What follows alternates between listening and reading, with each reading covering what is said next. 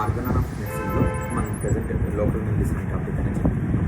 ఇందులో భాగంగా మనం ఇప్పుడు 194 ఎఫ్ఆర్ అనేది చెప్పుకోవాలి.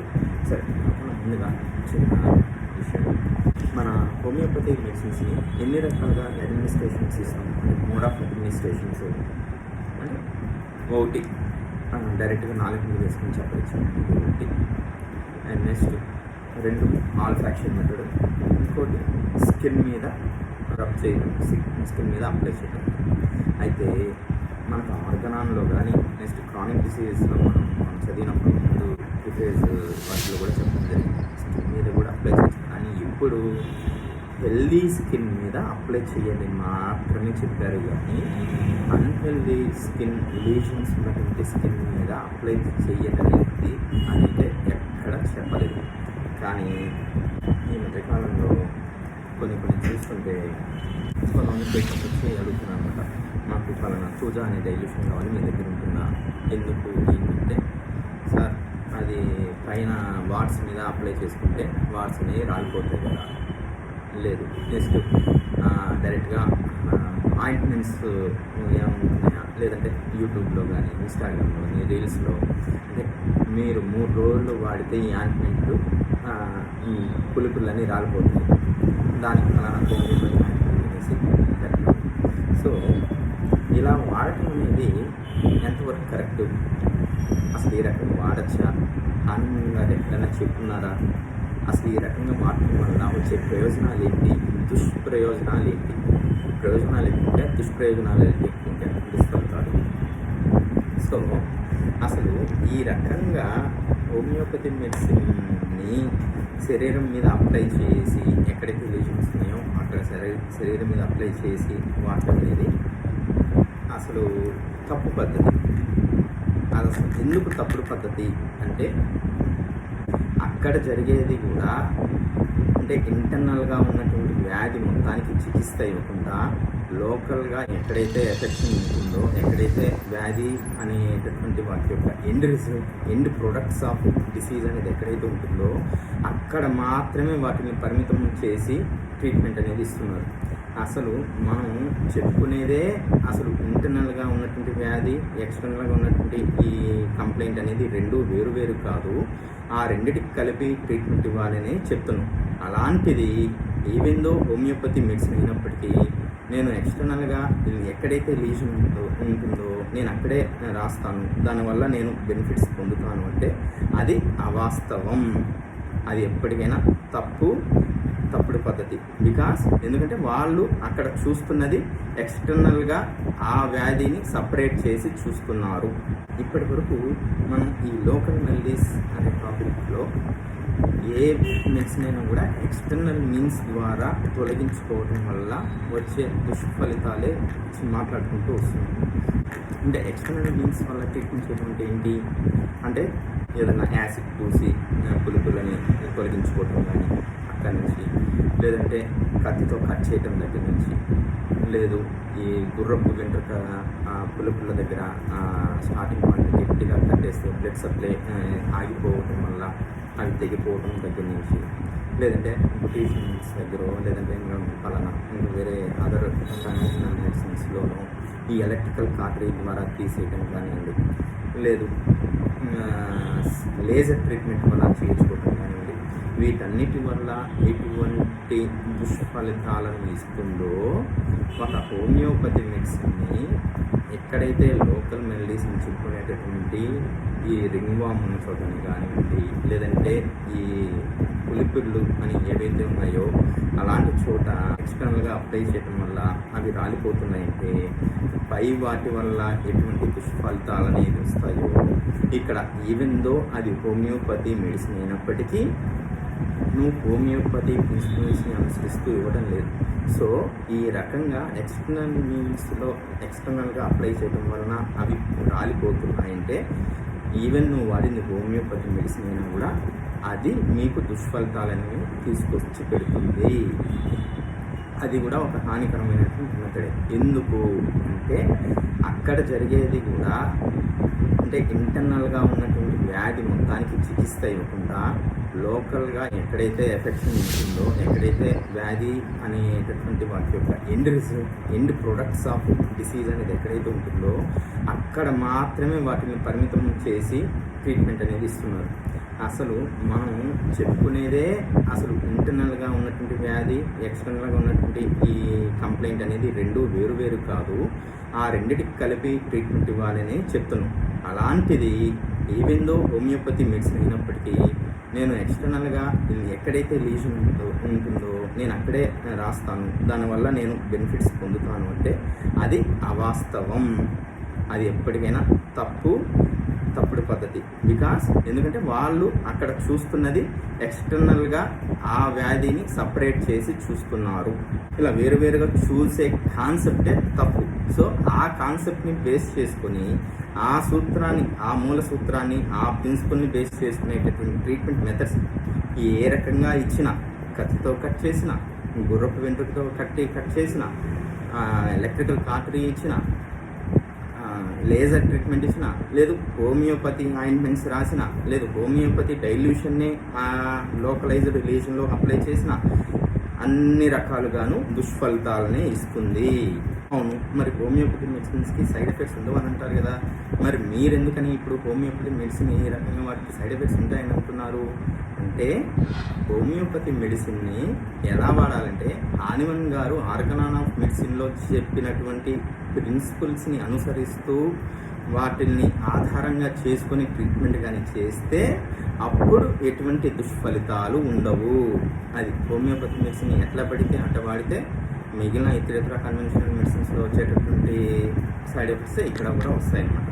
సరే, సో ఈ రకంగా వాళ్ళ వ్యూస్ కోసం ఇన్స్టాగ్రామ్లోను, ఫేస్బుక్లోను వచ్చేటటువంటి రీల్స్ని పేషెంట్స్ మనకి ఫార్వర్డ్ చేస్తారు. ఏమండి ఈ కరెక్టేనా, లేదంటే ఇలాంటి ఆయింట్మెంట్స్ మీ దగ్గర దొరుకుతాయా ఏంటి అని. సో ఇలాంటి వాటన్నిటికీ మనం ఖండించాలి. ఎందుకు ఏంటి అంటే, ఒక కొటేషన్ ఉంటుంది కదా, ఒక అమాయకుడి చేసే ప్రచారం కన్నా ఒక తెలివైన వాడి మౌనమే ఈ ప్రపంచానికి ఎక్కువ హాని కలగజేస్తుంది అనేసి. సో మనం ఇలాంటి తప్పుడి హోమియోపతి అనేది తప్పుగా ప్రచారం దాన్ని మనం ఖండించాలన్నమాట. అది ఎక్కడైనా కూడా సరే, అది మనం ఎక్కడైతే తారసపడుతుందో దాన్ని మనం ఖండించాలి. ఎందుకంటే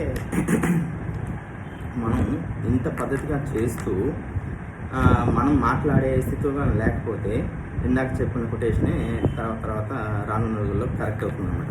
అలా తప్పుగా హోమియోపతిని ప్రచారం చేయడం వల్ల ఈ క్లాసికల్ హోమియోపతి అంతరించేటటువంటి ఇది వస్తుంది. నెక్స్ట్ అదే చెప్పుకున్నాం కదా, ఒక అమాయకుడి అంటే ఒక lack of knowledge or ignorance of knowledge వల్ల చేసేటటువంటి ప్రచారం తెలివైన వాడి మౌనమే ఎక్కువ హాని కలగజేస్తుంది. సో దాన్ని మనం ఖండించాలన్నమాట. సో వీ పీపుల్ ఇప్పటి నుంచి మనం రోడ్ లైక్ ఏ లైన్, ఎందుకంటే ఈ పార్కింగ్స్ అన్నిటిని మనం కొట్టిపడేయాలన్నమాట. రిగార్డింగ్ హోమియోపతిక్ ప్రిన్సిపల్స్ ప్రాపర్గా చేసే విషయం ఆర్గనాన్ మెడిసిన్ అన్నట్టయితే ఇది చూడండి, 194 FRJ అనేది చెప్పుకుంటున్నాము. కంటిన్యూషన్ భాగంగా 194, it is not useful either in acute local diseases of recent origin or in local affections that have already existed a long time to rub in or apply externally to the spot an external remedy. Okay, it is not useful. ఇది ఉపయోగకరంగా లేదు. ఏది ఉపయోగకరంగా లేదు అంటే to rub in or apply externally to the spot an external remedy. అంటే ఇది parenthesis అన్నమాట. సో ఎప్పుడైనా కూడా ఆర్గనాన్లో ఈ పెరాంథసిస్ అన్నీ చాలా ఎక్కువ ఉంటాయి. ఒక ఫుల్ స్టాప్ నుంచి ఇంకొక ఫుల్ స్టాప్, అంటే ఒక పంచువేషన్ నుంచి ఇంకొక పంచువేషన్ మధ్యలో ఉండేది పెరాంథసిస్ అని చెప్పుకుంటాము. ఈ పెరాంథసిస్ని ఈ పంచువేషన్స్తో కానీ, బ్రాకెట్స్తో కానీ, హైఫెన్స్, డాషెస్తో కానీ ఇండికేట్ చేస్తూ ఉంటారు. సో ఈ పెరాంథసిస్ ఏంటంటే ఆ ముందున్న దాన్ని ఇంకా మోర్ ఎక్స్ప్లెనేటరీగా చేస్తూ ఆ సెంటెన్స్ అనేది ఇవ్వడం అనేది జరుగుతుంది అన్నమాట. Okay, it is not useful, ఇది ఉపయోగకరంగా లేదు. ఎక్కడ ఉపయోగకరంగా లేదు అంటే either in acute local disease of recent origin, అంటే ఇటీవల కాలంలో మొదలైనటువంటి యాక్యూట్ తరుణ వ్యాధుల్లో కూడా, యాక్యూట్ లోకల్ డిసీజెస్ తరుణ వ్యాధుల్లో అంటే ఈ మధ్య కాలంలోనే మొదలైనటువంటి స్థానిక వ్యాధులు అని పిలువబడేటటువంటి ఏవైతే ఉంటాయో అటువంటి వాటిల్లోనూ ఇది ఉపయోగకరంగా లేదు. అంటే for example recent ఆర్జిన్ local disease అంటే ఫర్ ఎగ్జాంపుల్ ఈ రింగ్ వామ్ కావచ్చు, లేదంటే ఏదైనా బెడ్ సోర్స్ అయి ఉండొచ్చు, మాకు మహా అయితే ఒక నెల 2 నెలల నుంచే స్టార్ట్ అయింది, ఇలా చెప్తుంటారు కదా, ఇలాంటి వాటిల్లోనూ ఇది ఉపయోగకరంగా లేదు. Or in local affections that have already existed a long time, అంటే దీర్ఘకాలికంగా ఉంటున్నటువంటి ఈ స్థానిక వ్యాధులు అని చెప్పబడేటటువంటి దీర్ఘ వ్యాధుల్లో కూడా ఇది ఉపయోగకరంగా లేదు. అంటే ఎగ్జిమా కానీ విటిలిగో కానీ అలాంటి వాటిల్లో కూడా ఇది ఉపయోగకరంగా లేదు. ఏం ఉపయోగకరంగా లేదు? To rub in or apply externally to the spot and external remedy, అంటే ఈ బాహ్యంగా ఆ మెడిసిన్ని ఇలా పూసేసి ఇలా రబ్ చేయటం, అండ్ నెక్స్ట్ ఊరక పైనే అప్లై చేయటం, ఎక్కడైతే అది ఎఫెక్ట్ అయిందో ఆ స్పాట్లో దాన్ని ఎక్స్టర్నల్గా పూయడం అన్నమాట. అలాంటివి ఏవి కూడా ఉపయోగకరంగా లేవు. It is not useful to rub in or apply externally to the spot and external remedy, బాహ్యంగా వాటిని రబ్ చేయటం వల్ల కానీ వాటిని పైన పూయటం కానీ, అంటే లేపనాల మూలంగా ఆయింట్మెంట్స్ కానివ్వండి, పౌడర్స్ కానివ్వండి, లోషన్స్ కానివ్వండి, ఇంకా వాటికి ఏ పేరైనా పెట్టుకోండి, పై పూతలు, పై లేపనాలు అంతే. అలాంటివి ఏ రకంగా పూసినా అవి ఎటువంటి ఫలితాలని ఇవ్వలేదు, అది ఎటువంటి ఉపయోగకరంగానూ లేదన్నమాట. Even though it be the specific అంటే అది నిర్దిష్టమైనటువంటి మెడిసిన్ అయినప్పటికీ, అంటే even though it is a homeopathic medicine, అంటే హోమియోపతిక్ సిమిలిమంని కూడా మనం ఇంటర్నల్గానే ఇవ్వాలి తప్పితే ఎక్కడైతే లీజన్ ఉందో ఆ లీజన్లో దాన్ని అప్లై చేయకూడదు. Even though it be the specific and when used internally salutary by reason of its homeopathicity, అంటే ఇలా ఎక్స్టర్నల్గా ఇవ్వటం అనేది ఈవెన్ దో అది హోమియోపతిక్ సిమిలమైనా, అది పర్టికులర్ కండిషన్కి స్పెసిఫిక్ మెడిసిన్ అయినా అలాంటి వేటిని కూడా వాడకూడదు, వాటి వలన ఎటువంటి ఉపయోగం లేదు. అదే మెడిసిన్ని, అంటే హోమియోపతికల్గా సిమిలమైనటువంటి మెడిసిన్ని when used internally salutary by reason of its homeopathicity, దాని యొక్క సాగుణ్యత కారణం చేత అది అనుకూలంగా ఉంటూ అది అక్కడ మంచి లాభప్రదమైనటువంటి ప్రయోజనాల్ని కలగచేస్తుంది. Even though it be the specific and when used internally salutary by reason of its homoeopathicity, అంటే మనం అదే హోమియోపతిక్ సిమిలిమంని ఇంటర్నల్గా ఇచ్చినట్లయితే అక్కడ సాగుణ్యత ఉండటం వలన, అంటే సిమిలిమం ఉండటం వలన అది కంప్లీట్గా నయం చేస్తుంది. కానీ ఈవెన్ దో ఇది హోమియోపతిక్ సిమిలిమం అయినా కూడా ఎక్స్టర్నల్గా ఇవ్వకూడదు అని చెప్తున్నారు, బాగా గుర్తుపెట్టుకోండి. సో అలా హోమియోపతిక్ సిమిలిమంనే ఎక్స్టర్నల్గా లీజన్ స్పాట్స్ ఇవ్వకూడదు అంటే ఇంకా అన్ హోమియోపతిక్గా ఇచ్చేటటువంటి ఆయింట్మెంట్స్, డైల్యూషన్స్, మిగిలిన మదర్ టించర్స్ ఇట్లాంటి వాటిని అన్నిటిని అస్సలే ఇవ్వకూడదు. కానీ కంపెనీస్ ఎందుకు తయారు చేసి ఈ ప్రపంచం మీదకి ఎందుకు వదులుతున్నాయో అది వాళ్ళ విజ్ఞతగా వదిలేస్తున్నాను. Okay, even although it should be at the same time administered internally, అంటే ఇక్కడ ఇంటర్నల్గా ఇచ్చినప్పుడు అది హోమియోపతిసిటీ అంటే సాగుణ్యత వలన మంచి ప్రయోజనాలను కలగజేస్తుంది అని చెప్తున్నారు.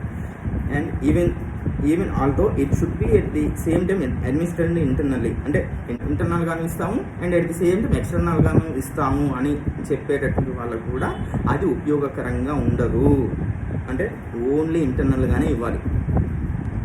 Even although it should be at the same time administered internally. For the acute topical affections, example inflammations of individual parts, erysipelas, etc.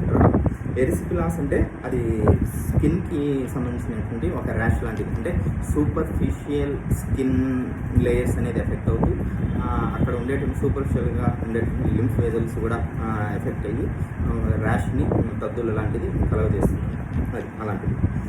So for the acute topical affections, acute topical affections అంటే ఇక్కడ inflammation of individual parts అని ఇస్తున్నారు. And next at the same time ఇప్పుడు మనకి ఏదైనా boils start అవుతుంది, లేదంటే యాప్సిస్ అనేది స్టార్ట్ అవుతుంది. అక్కడ ఎక్కడైతే ఆ బాయిల్ కానీ యాప్సిస్ కానీ స్టార్ట్ అవుతుందో ఆ భాగంలో ఎర్రగా అయిపోయి హీట్ వేడిగా అయిపోయి అక్కడ ఇన్ఫ్లమేషన్ సైన్స్ ఉంటూ అలా ఇన్ఫ్లమేషన్స్ ఉండేటువంటి కండిషన్స్లో కూడా వీటిని ఈ రకంగా టాపికల్గా ఇవ్వకూడదు. Okay, which have not been caused by external injury of proportionate violence. అంటే ఒకవేళ ఎక్స్టర్నల్ ఇంజురీ వల్ల జరిగింది కానీ అయినట్లయితే వాటికి లోకల్గా ట్రీట్మెంట్ ఇచ్చుకోవచ్చు. అప్పుడు కూడా అది గ్రాస్గా ఇన్వాల్వ్ అయింది కాబట్టి వాటికి ఓన్లీ మదర్ ట్రీట్మెంట్ చేసి మాత్రమే ఇవ్వచ్చు, దాంతో సరిపోతుంది. కానీ ఇక్కడ ఇవేవి కూడా ఆ ఎక్స్టర్నల్ ఫోర్సెస్ వల్ల వచ్చినవి కాదు అని చెప్తున్నారు. అంటే for the acute topical affections which have not been caused by external injury of proportionate violence. అంటే అక్కడ చెప్పుకోదగ్గ విధ్వంసం జరిగి ఆ యొక్క బాహ్య గాయం అనేది ఏర్పడలేదు. which have not been caused by external injury of proportionate violence. అంటే చెప్పుకోదగ్గ విధ్వంసం జరిగి అక్కడ ఫామ్ అవ్వలేదు. But by dynamic or internal causes, కానీ అవి డైనమిక్గానే ఎఫెక్ట్ అయ్యాయి. ఆర్ ఇంటర్నల్ కాజెస్ అంటే ఇంటర్నల్ కారణాల చేతే అవి ఎఫెక్ట్ అయ్యాయి. ఇప్పుడు మనం చెప్పుకున్నటువంటి ఈ బాయిల్స్ కానీ యాప్సిసెస్ కానీ ఇలాంటివన్నీ కూడా వాటికి అవే ఇంటర్నల్గా రావచ్చు కనుక, లేదు ఏ డయాబెటీస్ కండిషన్లోనో, లేదు ఇంకేదైనా ఇతర ఈ సమ్మర్లో హీట్ చేయడం వల్లనో, ఈ సమ్మర్లో ఎక్కువగా తిరగడం వల్ల, ఈ మాడుపనులు ఎక్కువ తినడం వల్ల, అలా ఏదైనా కూడా ఇంటర్నల్ కాజెస్ వల్లనే వస్తుంది, ఎక్స్టర్నల్ కాజెస్ వల్ల అని కాదు.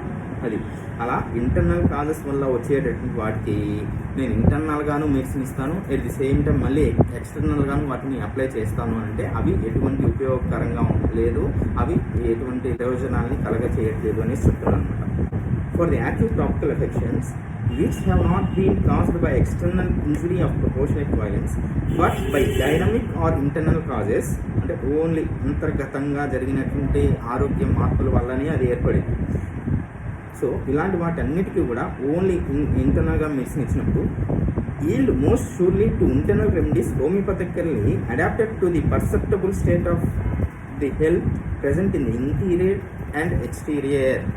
Yield most surely to internal remedies homeopathically adapted to the perceptible state of the health present in the exterior and interior. అంటే పర్సెప్టబుల్ స్టేట్ ఆఫ్ హెల్త్ అంటే గమనించదగినటువంటి ఆరోగ్య స్థితి, అది ఎక్కడ present in exterior and interior. అంటే గమనించదగినటువంటి ఆరోగ్య స్థితిలో అంటే ఎక్స్టర్నల్గా, ఎక్స్టీరియర్ అంటే ఈ ఎక్స్టర్నల్గా ఉండేటువంటి లోకల్ ఎఫెక్షన్లోనూ, అంటే అక్కడ ఉండేటటువంటి బాయిల్స్ కానీ యాప్సిస్ కానీ, లేదంటే పలానా అల్సర్ కానీ, లేదంటే పలానా వార్ట్ కానీ, పులిపుర్లు కానివ్వండి, లేదా పలానా రింగ్వామ్ కానీ, ఇలాంటి ఏదైనా కూడా వాటికి అక్కడ కనపడేటటువంటి ఎక్స్టర్నల్గా, ఎక్స్టీరియర్గా కనపడేటటువంటి ఆరోగ్య పరిస్థితి, అంటే అక్కడ ఇండ్యూరేషన్ ఉందా లేదా, పెయిన్ ఉందా లేదా, లేదా ఇంకా ఇతర ప్రీవియస్ క్లాస్లో చెప్పుకున్నాం కదా, అలా ఆ వాటి యొక్క సంబంధించిన ఎగ్జాక్ట్ క్యారెక్టర్. ఓకే, అది and at the same time ఇంటీరియర్గా అంటే అంతర్గతంగా ఉన్నటువంటి ఆరోగ్య పరిస్థితులు, అంటే మనం చెప్పుకునేటటువంటి physical generals and head to toe symptoms. అంటే ఇప్పుడు ఫిజికల్ జనరల్స్ అంటే ఎపిటైట్ సంబంధించి, తర్వాత డైజెషన్ సంబంధించి, బొవెల్స్, తర్వాత థర్స్ట్ ఎలా ఉంది, స్లీప్ ఎలా ఉంది, యూరిన్ ఎలా ఉంది, ఇలాంటివి. నెక్స్ట్ హెడ్ టు టో అంటే తల వెంట్రుకల దగ్గర నుంచి కాలి కూతురు వరకు ఉండేటటువంటి కంప్లైంట్స్ అన్నింటినీ కూడా ఇక్కడ ఇలాంటి వాటిలో వీటన్నిటిని గమనించి ఇచ్చినటువంటి హోమియోపతి మెడిసిన్, అంటే హోమియోపతికల్గా ఇచ్చినటువంటి వాటిని అనుసరిస్తూ ఇచ్చినటువంటి హోమియోపతి మెడిసిన్తో చాలా వరకు ఇది ఈల్డ్ అయిపోతుంది, అంటే లొంగుతాయి. Yield most surely to internal remedies homeopathically adapted to the perceptible state of the health present in the exterior and interior. ఈ రకంగా సెలెక్ట్ చేసుకున్నట్టు హోమియోపతి మెడిసిన్తో, ఈ రకంగా వాటిని అనుసరిస్తూ ఇచ్చినట్టు హోమియోపతి మెడిసిన్తో అక్కడ ఉన్న జబ్బంతా కూడా లొంగుతుంది అని చెప్తున్నారు. Selected from the general store of proved medicines అంటే మెడికా. ఓకే, ఈ మెడికా నుంచి ఒక మెడిసిన్ని హోమియోపతికల్గా చూస్ చేసుకొని సెలెక్ట్ చేసుకొని ఇచ్చినటువంటి మెడిసిన్తో, ఇంటర్నల్గా ఇచ్చినటువంటి మెడిసిన్తో మీకు అక్కడ క్యూర్ వచ్చేస్తుంది. And generally without any other aid, సాధారణంగా మళ్ళీ దానికి బయట నుంచి ఇంకొక ఏదో ఒక సహాయం అనేది అవసరం లేదు. అక్కడ రింగ్వామ్ ఉంటే రింగ్వాము, పులిపులు ఉంటే పులిపులు, ఇలాంటివి ఏవైనా కూడా మనం ఇంటర్నల్గా ఇచ్చినటువంటి హోమియోపతి మెడిసిన్తోనే మాత్రమే అక్కడ మొత్తం కూడా నయమైపోతుంది. ఆ ఇంటర్నల్గా ఉన్నటువంటి జనరలైజ్డ్ స్టేట్ ఆఫ్ హెల్త్లోనూ మార్పులు వస్తాయి. ఎట్ ది సేమ్ టైం లోకల్గా ఎఫెక్ట్ అయినటువంటి భాగంలో కూడా తామర ఉంటే తామర, ఎగ్జిమా ఉంటే ఎగ్జిమా, పులిపులు ఉంటే పులిపులు, ఇలాంటివన్నింటిలో కూడా వాటి యొక్క తీవ్రతలో కానీ వాటి యొక్క ఇంటెన్సిటీలో కానీ అవన్నీ గ్రాడ్యువల్గా తగ్గుతూ క్రమంగా తగ్గిపోతాయి. ఎప్పుడు ఈ రకంగా ఇంటీరియర్గా ఎక్స్టీరియర్గా ఉన్నటువంటి హెల్త్ స్టాండర్డ్స్ అన్నింటినీ చూసుకొని ఆ సింటమ్స్ని బేస్ చేసుకొని ఇచ్చినట్టు హోమియోపతి మెడిసిన్తో ఇవన్నీ తగ్గిపోతుంది. అయితే and generally without any other aid, అంటే అవి తగ్గటం కోసం సార్ మీరు నాకు మెడిసిన్ ఇచ్చారు, ఓకే అంతా బాగానే ఉంది, కానీ నాకు దురద ఎక్కువ ఉంది, ఈ దురదకి ఏదన్నా ఆయింట్మెంట్ రాసిస్తారా, లేదు పలానా పెయిన్ ఎక్కువ ఉంది, లేదు ఇంకొక లోషన్ ఏదైనా రాయిస్తారా, పౌడర్ ఏదైనా రాయిస్తారా, లేదు పలానా దురద ఎక్కువ ఉంది, ఏదైనా సబ్బు ఒకటే ఏదైనా రాసిస్తారా, ఇవన్నీ ఏం అవసరం లేదు. ఇవేమీ లేకుండానే ఇంటర్నల్గా ఇచ్చినటువంటి హోమియోపతిక్ మెడిసిన్స్తోనే అది బయట నుంచి ఎటువంటి సహాయం లేకుండానే మొత్తాన్ని నయం చేసేసుకుంటుంది. సో ఎవరన్నా అడిగితే మనం సింపుల్గా చెప్పాల్సింది ఎటువంటి సబ్బులు అవసరం లేదు, ఈ మెడికేటెడ్ సోప్స్ అన్నిటిని అవాయిడ్ చేసేసి శనగపిండితోనే స్నానం చేయమని చెప్పాలి. అది సబ్బు సంబంధించి నేను ఆయింట్మెంట్స్ అలాంటివి ఏదన్నా రాయాల్సి వస్తే, ఫర్ ఎగ్జాంపుల్ ఈ సోరియాసిస్ కానీ, ఎగ్జిమా కానీ, రింగ్వామ్ కానీ, ఇలాంటి కండిషన్స్లో స్కిన్ బాగా డ్రై అయిపోవడం వల్ల మీకు దురద అనేది ఎక్కువ ఉంటుంది. అంటే ఇచ్చింగ్ అనేది ఉంటుంది, బట్ ఇంకొంచెం అగ్రవేట్ అనేది ఆ డ్రై అయినప్పుడు ఇంకొంచెం అగ్రవేటెడ్గా ఉంటుంది. సో అది మాయిశ్చరైజర్ క్రీమ్స్లో కూడా ఒక కెమికల్స్ అవన్నీ ఉంటాయి కాబట్టి మాయిశ్చరైజర్స్ కూడా వద్దు. కంప్లీట్గా ఏ కొబ్బరి నూనె కానీ, నువ్వుల నూనె కానీ, అవి కూడా ఎటువంటి మెడికేటెడ్ దానికి, అంటే కొబ్బరి నూనెలో స్మెల్ రావడం కోసం జాస్మిన్ కొబ్బరి నూనెలో ఇలాంటివి ఏదైనా ఎసెన్షియల్ కలిపి వాడతారు కదా, అలాంటివి ఏమీ లేకుండా ఓన్లీ ప్లెయిన్ వీలుంటే వాళ్ళ దగ్గర ఏదైనా గానుగ నూనెలు అలాంటివి ఏమైనా ఉంటే వెళ్ళి గానుగ నూనెలు ఫ్రెష్గా అడల్టరేటెడ్ చేసినవి కాకుండా అన్అడల్టరేటెడ్గా ఉంటాయి కాబట్టి వాటిని తీసుకొని వాడుకోమని చెప్పాలి. ఓకే, సో ఈ రకంగా బయట నుంచి ఎటువంటి ఇంకొక సహాయం లేకుండానే అక్కడ నయం అయిపోతుంది. But if these disease do not yield to them completely, ఒకవేళ ఈ వ్యాధులు ఈ రకంగా ఇచ్చినటువంటి హోమియోపతిక్ మెడిసిన్స్తో అవి లొంగకపోతే అప్పుడు ఏం చేయాలి? ప్లాన్ ఏ ఫెయిల్ అయితే ప్లాన్ బి ఏంటి? And if they still remain in the affected spot and in the whole state, అంటే అక్కడ ఆ వ్యాధి అనేది పూర్తిగా నయం కాకుండా ఎక్కడైతే లోకలైజ్డ్గా ఎఫెక్షన్ ఉంటుందో అక్కడను next at the same time whole state, అంటే నాకు మీరు రింగ్వామ్కి మెడిసిన్ ఇచ్చారు, ఆల్మోస్ట్ 80% ఇచ్చింగ్ తగ్గిపోయింది, పలానా ఆ చిన్న ఇరప్షన్స్ మాత్రమే ఉన్నాయి, దీంతోపాటు నాకు ఆకలి కూడా అంత ముందు సరిగ్గా ఉండేది కాదు, ఆకలి కూడా ఆల్మోస్ట్ ఒక 50% 60% ఇంప్రూవ్ అయింది, కానీ ఇంకొంచెం ఆగిపోయింది. సరే, మనం ఏదో ఒక మెడిసిన్స్ ఇస్తూ ఉంటాం, యాక్యూట్ మెడిసిన్స్, వాటితో పని అయితే అయినట్టు వాటితో కూడా పని అవ్వట్లేదు, ఇంకా అది అట్లనే ఉంది అంటే, and if they still remain in the affected spot and the whole state, notwithstanding good regimen, అంటే మంచి ఆహార పథ్యాలు వీటన్నింటినీ జాగ్రత్తగా మీరు చెప్పినట్లే పాటిస్తున్నాము అని చెప్పేటటువంటి పేషెంట్స్లలో కూడా ఎంత good regiment, diet and regiment చేస్తున్నప్పటికీ అవి తగ్గట్లేదు అంటే a relief of disease which the vital force is not competent to restore the normal state. ఏంటంటే ఆ వైటల్ ఫోర్స్కి మళ్ళీ అంటే తిరిగి పూర్వ ఆరోగ్య స్థితిని తీసుకొచ్చేంత సమర్థత లేదు అనేసి చెప్తున్నారు. రిలీఫ్ ఆఫ్ డిసీజ్ అంటే వ్యాధి అవశేషాలు. వ్యాధి అవశేషాలు అంటే ఎలాంటిది? ఇందాక చెప్పుకున్నట్టుగా రింగ్ వామ్ అనేది ఉంది. రింగ్ వామ్ ఆల్మోస్ట్ ఒక 80% తగ్గిపోయింది ఇచ్చింగ్, లేదు ఒక 100% ఇచ్చింగ్ తగ్గిపోయింది. ఇరప్షన్స్ అలాగనే ఉండిపోవడం, లేదు ఇచ్చింగ్ తగ్గిపోయింది, ఇరప్షన్స్ తగ్గిపోయింది, ఆ మచ్చ ఒక్కటే అలా ఉండిపోవడం, ఇలాంటివి కానివ్వండి. లేదు ఈ అల్సర్స్ ఉన్నాయి, అల్సర్స్ కానీ బాయిల్స్ కానీ ఏదైనా వచ్చాయి, తొందరగా మెచ్యూర్ అయిపోయి బ్రేక్ అయిపోయి మొత్తం హీల్ కూడా అయిపోయింది. దాని తర్వాత అది ఎక్కడైతే వచ్చిందో ఆ భాగంలో ఇండ్యూరేషన్ అనేది అలానే ఉండిపోవటం. లేదు ఇది ఈ లోకల్ మెల్డీస్కి సంబంధించిన ఎగ్జాంపుల్స్. ఇలాంటివే మనకు మన రొటీన్ ప్రాక్టీస్లో చాలా కేసెస్ ఇలాంటివి చూస్తుంటాం. ఫర్ ఎగ్జాంపుల్, సార్ నాకు ఒక 4 నెలల క్రితం జ్వరం వచ్చింది. ఆ జ్వరం ఒక 4 రోజుల్లో తగ్గిపోయింది, కానీ అప్పుడు బాడీ పెయిన్స్ వచ్చాయి చూడండి. ఆ బాడీ పెయిన్స్ మటుకు ఇంకా ఇప్పటికీ నన్ను ఇబ్బంది పెడుతూనే ఉన్నాయి. 4 నెలలు అయినప్పటికీ అది ఇంకా ఇబ్బంది పెడుతూనే ఉన్నాయి. అవి ఎప్పుడు వచ్చాయి? అంతకుముందు ఉన్నాయా? అంతకుముందు ఎప్పుడూ లేవండి. నాకు ఆ జ్వరంలో మాత్రమే వచ్చాయి. జ్వరం అయితే తగ్గిపోయింది, కానీ ఈ నొప్పులు అయితే అలానే ఉండిపోయాయి. అంటే రిలీఫ్ ఆఫ్ డిసీజ్ అంటే అది ఆ వ్యాధికి సంబంధించినటువంటి అవశేషం. ఓకే, అది. నెక్స్ట్ ఇంకోటి కామన్ కోల్డ్. ఏమండి నాకు జస్ట్ జలుబు వచ్చింది, నాకు సైనసైటిస్ ఉంది, దాంట్లో భాగంగా అప్పటికి జలుబు చేస్తుంది. కానీ ఎప్పుడు జలుబు చేసినా కూడా జలుబు వచ్చి తగ్గిపోతుంది, అంటే తగ్గిపోతుంది, అంత నార్మల్ అయిపోతుంది, మళ్ళీ నా రొటీన్ లైఫ్ స్టైల్లోకి నేను వచ్చేస్తాను. కానీ ఈసారి జలుబు వచ్చి తగ్గిన తర్వాత నుంచి నాకు ఆ హెడేక్ మటుకు అలానే ఉండిపోతుంది. ఆ హెడేక్ మటుకు తగ్గట్ల. ఇప్పుడు నాకు ఆల్మోస్ట్ ఒక 1 వీక్ అయిపోయింది. జలుబు తగ్గిన తర్వాత కూడా నాకు హెడేక్ అనేది అలానే ఉండిపోతూ ఉంది. అంటే ఇవన్నీ కూడా ఆ వ్యాధి యొక్క రెమినెన్స్ రిలిక్స్ అని చెప్తున్నారు. అంటే వ్యాధి యొక్క అవశేషాలు. అవి ఎలా అయితే వ్యాధి స్టార్ట్ అయ్యి వచ్చిందో అది తగ్గిపోయేటప్పుడు కూడా పూర్తిగా తగ్గిపోకుండా కొన్నిటిని అలా వదిలేస్తున్నాం. అలా వదిలేసినటువంటిది యూజువల్గా మనం ఆ యొక్క యాక్యూట్ కండిషన్స్కి యాక్యూట్ డ్రగ్స్ కానీ ఇచ్చినట్లయితే అవి సహజ సిద్ధంగా తగ్గించేసుకుంటుంది.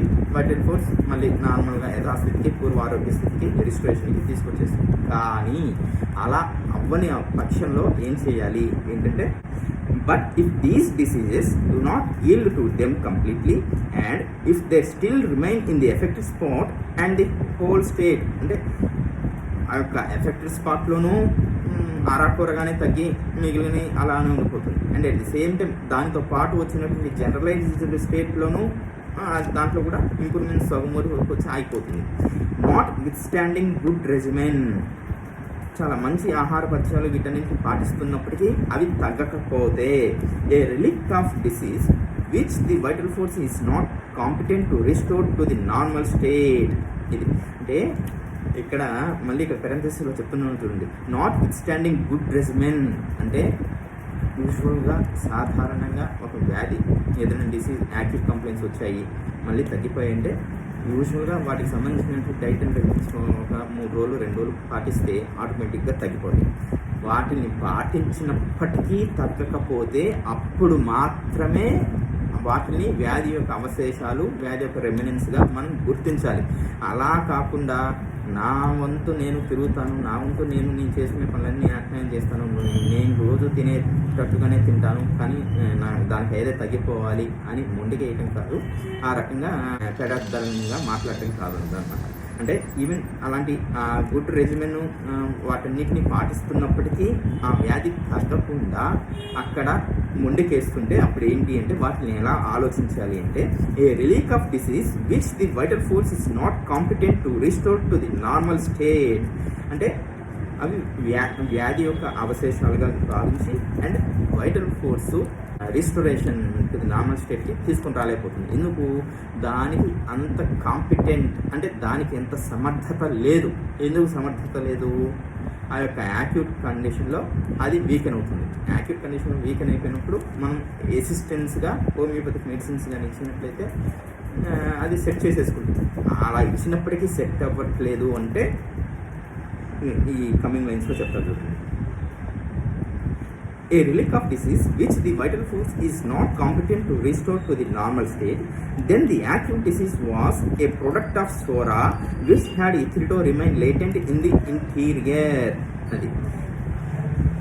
ఈ రకంగా యాక్యూట్ డిసీజ్ అనేది యాక్యూట్ రెమెడీస్తో తగ్గకుండా అది ముందుకేస్తూ ఉంది అంటే అది ఆ సోరా వల్ల వచ్చినటువంటి కంప్లైంట్, ఆ సోరా వల్ల ఉత్పత్తి అయ్యింది అంటే క్రానిక్ మియాజం వల్ల వచ్చింది అనేసి మనం అర్థం చేసుకోవాలన్నమాట. ఇక్కడ ప్రెంథసిస్లో చెప్తున్నారు యాజ్ నాట్ ఇన్ఫ్రీక్వెంట్లీ హ్యాపెన్స్. ఇదేమి ఏదో ఒక 1000 కేసులో జరుగుతుంది అనేది కాదు, ఒక ఆల్మోస్ట్ మోర్ దాన్ 50% ఆఫ్ కేసెస్లో ఇలాంటివి చూసుకుంటాం అనమాట. అంటే ఇందాక చెప్పుకునే ఎగ్జాంపుల్స్లో అంటే నాకు జలుబు చేసిన ప్రతిసారి నాకు తలనొప్పి వస్తుంది, కానీ జలుబు తగ్గిన తర్వాత 1 or 2 డేస్లో నాకు తలనొప్పి తగ్గిపోయింది, కానీ ఈసారి నాకు ఎందుకో తగ్గట్లేదు. ఈవెందో నేను చలిగాలికి వెళ్ళట్లేదు, చల్లటి పదార్థాలు తీసుకోవట్లేదు, నేను చెవుల్లో కాటన్ పెట్టుకుంటున్నాను, స్వెటర్ వేసుకుంటున్నాను, వీటన్నిటిని జాగ్రత్తలు తీసుకుంటున్నప్పటికీ నాకు జలుబు అయితే తగ్గిపోయింది కానీ ఈ తలనొప్పి అయితే తగ్గట్లేదు. ఎందుకు? అది ఇవన్నీ కూడా ప్రొడక్ట్ ఆఫ్ సోరా అనేసి చెప్పుకుంటున్నాం అనమాట. ఫర్ ఎగ్జాంపుల్ ఇంకొకటి ఆక్వెన్స్లో భాగంగా నడుస్తున్నారు, ఏదో ఎదురుపుచ్చుకోవడం వల్ల గోరు చీరుకుపోయింది, మొత్తం వేసిపోయింది. ఆ తర్వాత వచ్చేటటువంటి గోరు బ్రిటిల్నెస్ నెయిల్స్గా రావటం, అంటే అక్కడ దానికి ముందు హెల్దీగా ఉన్నది ఇప్పుడు హీలింగ్ ప్రాసెస్లో హెల్దీ నెయిల్ రాకుండా బ్రిటిల్గా వచ్చేసి అది అంతకుముందు వచ్చినంత ఫుల్గా రాకుండా ఆ సగం వరకు వచ్చి పొడిగా రాలిపోవటం, ఇవన్నీ కూడా ఇలా వస్తున్నాయి అంటే అక్కడ ఒక క్రానిక్ మియాజం ద్వారా ఇబ్బంది పెడుతున్నాయి. మోస్ట్ యూజువల్గా సోరా అనేది అక్కడ అడ్డుపడి అక్కడ క్యూర్కి అడ్డుపడుతుంది అనేసి చెప్తున్నారు. అంటే సోరా వల్ల ఉత్పత్తి అయినది. Then the acute disease was a product of sora which had hitherto remained latent in the interior. అప్పటి వరకు కూడా ఆ యొక్క సోరా అనేది నిద్రాణ అవస్థలో ఉంది. ఇది ఎప్పుడైతే దానికి ఫేవరబుల్ కండిషన్స్ వచ్చాయో, అంటే దానికి సోరాకి ఫేవరబుల్ కండిషన్స్, మనకు అన్ఫేవరబుల్ కండిషన్స్, ఎప్పుడైతే అలాంటి అన్ఫేవరబుల్ కండిషన్స్ వచ్చాయో అంటే ఎక్స్ట్రీమ్స్ ఆఫ్ కోల్డ్ కానివ్వండి, ఫిజికల్గా ఎక్కువ తినేయటం కానివ్వండి, మసాలాలు ఇంకేదన్నా అలాంటివి ఏదన్నా లేదు, సైకికల్ కాజెస్ కానివ్వండి, ఎమోషనల్ ఎక్సైట్మెంట్ భాగంగా ఎక్కువగా యాంగర్ కానివ్వండి, లేదంటే ఒకరి మీద ద్వేషం కానివ్వండి, లేదు డిసప్పాయింటెడ్ లవ్ కానివ్వండి, ఇలాంటివి ఏమన్నా అవి సైకికల్ కాజెస్. ఈ ఫిజికల్ కాజెస్ అంటే ఇలాంటివి ఎక్కువగా తింటాము, లేదా ఎక్కువగా ఎక్స్ట్రీమ్స్ ఆఫ్ హీట్ కోల్డ్కి ఎక్స్పోజ్ అవుతాం, ఇలాంటివి ఏదన్నా జరిగినప్పుడు ఆ సోరా అనేది బస్ట్ ఫోర్ట్ అవుతుంది అనమాట. Then the acute disease was a product of sora which had hitherto remained latent in the interior but has now burst forth and is on the point of developing into a palpable chronic disease. అంటే అది అప్పటి వరకు అంతర్గతంగా నిద్రాణ అవస్థలో ఉంటూ ఉంది, but ఇప్పుడు మనకు అది బస్ట్ ఫోర్త్ అంటే హేలి మన ముందుకి వచ్చింది. అది ఎలా వచ్చిందంటే పాల్పబుల్ క్రానిక్ డిసీజ్, అంటే ఒక దీర్ఘ వ్యాధిగా అది వృద్ధి చెందింది అని చెప్తున్నాను అనమాట. But has no burst forth and is on the point of developing a palpable chronic disease. గమనించదగ్గ దీర్ఘ వ్యాధిగా వృద్ధి చెందింది అని చెప్తున్నారు. ఇంకొక ఫుట్ నోట్ చెప్తున్నారు, 5th ఎడిషన్ దాంట్లో మాత్రం ఉంటుంది.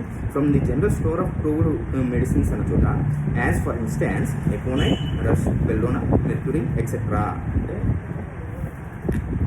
ఇక్కడ ఆల్మోస్ట్ అన్నీ కూడా యాక్యూట్ డ్రగ్స్ ఇచ్చి ఒకే ఒకటి మెర్క్యూరీ దాన్ని క్రానిక్ డ్రగ్ ఇవ్వడం జరిగింది.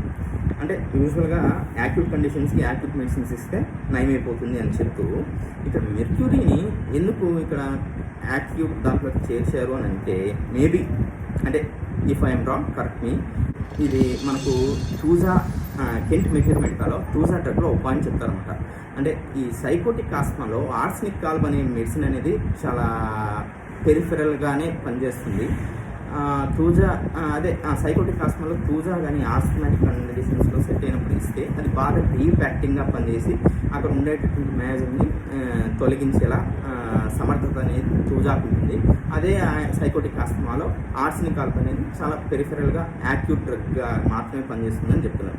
సో ఇక్కడ హనుమన్ గారు సోరా గురించి చెప్తున్నారు కాబట్టి ఈ మెర్క్యూరీ అనేది యాంటీసెప్టిక్, అంటే సెప్టిక్ మేజర్లో ఇస్తుంది కాబట్టి మేబీ ఈ సోరిక్ కండిషన్స్లో మెర్క్యూరీ అనేది యాక్యూట్గా పనిచేస్తుందా అనేది ఒక చిన్న డౌట్. అది correct me sir if I'm wrong అది నెక్స్ట్ ఇంకొకసారి చదివేసి నేను ఎక్స్ప్లెయిన్ చేస్తాను. 194. It is not useful either in acute local disease of recent origin or in local affections that have already existed a long time. అంటే ఇది ఉపయోగకరంగా లేదు. ఎలాంటి కండిషన్స్లో? ఇటీవలి కాలంలో మొదలైనటువంటి యాక్యూట్ లోకల్ డిసీజెస్లో కానివ్వండి, నెక్స్ట్ దీర్ఘకాలంగా ఉన్నటువంటి లోకల్ ఎఫెక్షన్స్లో కానివ్వండి. యాక్యూట్ లోకల్ డిసీజెస్ అంటే ఎగ్జాంపుల్గా రింగ్ బాంబ్ కానీ, లేదంటే బెడ్ సోర్స్ కానీ, ఇలాంటివి ఏంటంటే జస్ట్ మ్యాటర్ ఆఫ్ ఫ్యాక్ట్ కొన్ని months, few weeks or months నుంచి వచ్చినవి. Or in local affections that have already existed a long time, అంటే దీర్ఘకాలికంగా ఉండేటటువంటి ఎక్సిమా కానివ్వండి, విటిలో కానివ్వండి, సోరియాసిస్ ఇలాంటి వాటిలో, అంటే యాక్యూట్లోను క్రానిక్లోను ఇలాంటి వేటిల్లోనూ ఇది ఉపయోగకరంగా లేదు.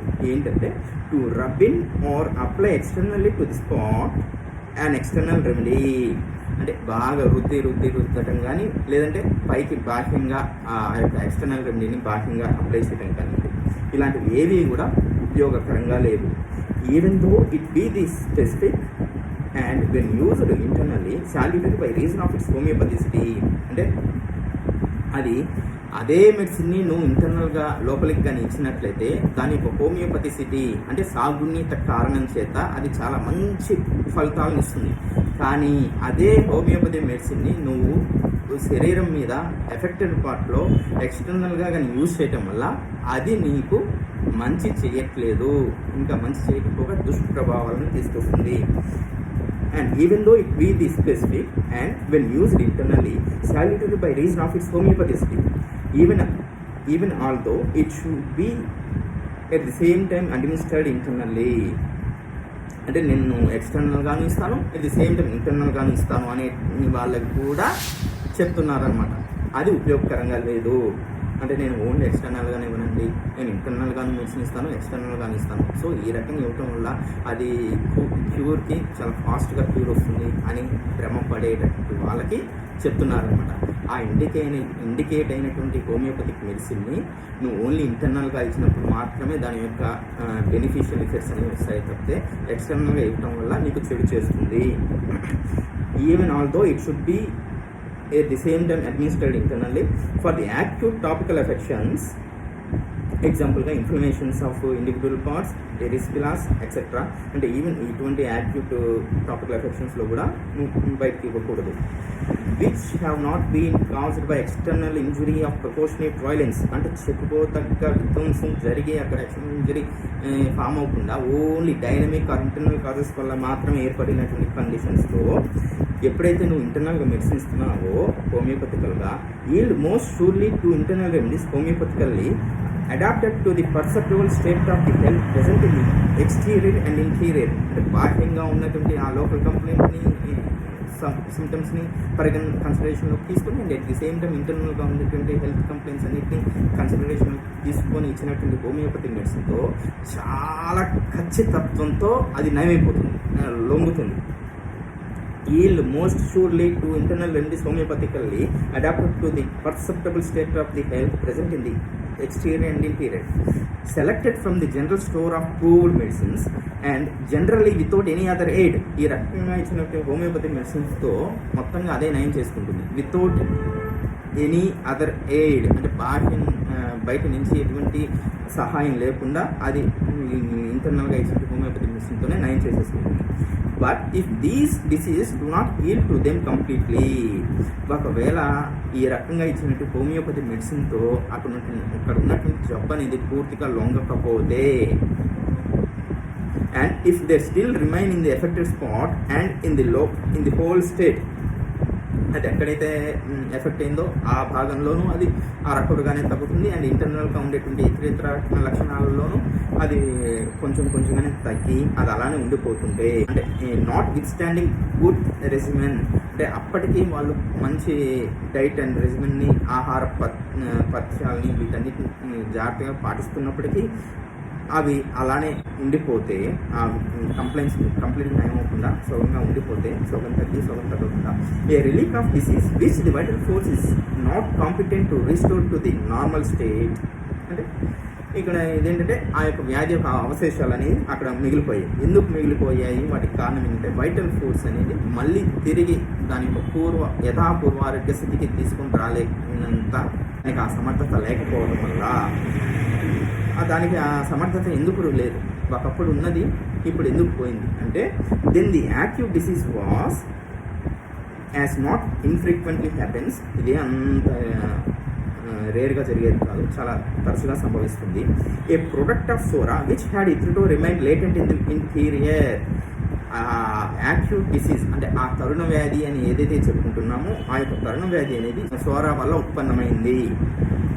Which had hitherto remain latent in the interior, అది అప్పటి వరకు అండర్ కరెంట్గా నిద్రానావస్థలో ఉంది. But has no burst forth and is on the point of developing into popular chronic disease. ఆ యొక్క బర్స్ట్ ఫోర్త్ అంటే పేలి మన ముందుకు వచ్చి అది గమనించదగ్గ దీర్ఘ వ్యాధిగా వృద్ధి చెందింది అనేసి చెప్తున్నాను. ఓకే.